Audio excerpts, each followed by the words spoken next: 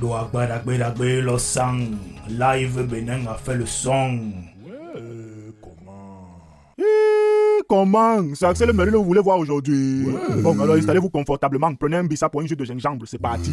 Notre héros du jour, c'est Axel Merrill, un artiste béninois qui fait danser toute l'Afrique de l'Ouest. Vous connaissez sûrement son tube Kimi, qui a cartonné sur YouTube avec plus de 20 millions de vues. C'est comme si toute la population de Cotonou, Lomé et Ouagadougou réunis avaient écouté sa chanson en boucle. C'est du succès, ça, vraiment. Mais attention, dans le showbiz, il y a toujours des gens pour aller. Certains disent, Axel, un vrai artiste? Non. C'est juste une comédie qui fait de la musique. Ah, ça fait mal. C'est vraiment des haters, hein. Surtout, depuis qu'il a sorti son titre Je m'en fous et qu'il a participé au Premier, un grand événement musical. Les critiques pleuvent. Les jaloux, oh. Et Axel lui a commencé à en avoir marre. Vraiment, je te comprends. Un jour, Axel pète un câble. Il publie un message sur Facebook pour dire les détracteurs là, attention, hein. Si vous continuez à dire de bêtises sur moi là, on va régler ça devant des autorités là. Traduction. Axel est prêt à aller en justice pour se défendre. Pas question de laisser les critiqueurs et les haters lui marcher sur les pieds. Sinon, il va sortir le bébé. Comment?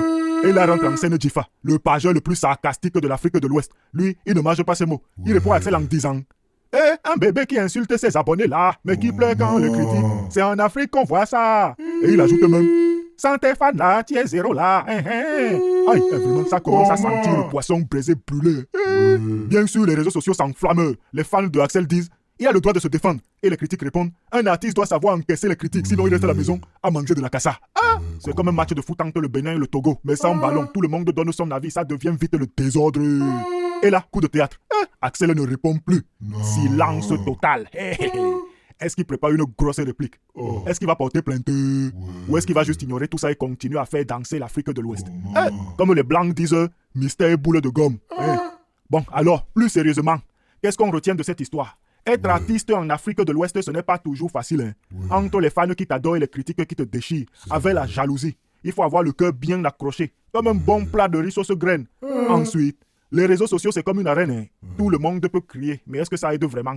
Et enfin, un proverbe dit, quand deux éléphants se battent, c'est l'herbe qui souffre. Ici, l'herbe, ce sont les fans qui aimeraient juste profiter de la musique sans tout ce drama. Alors, Axel, Jifa et tous les autres, si on faisait la paix pour le bien de l'herbe, comment?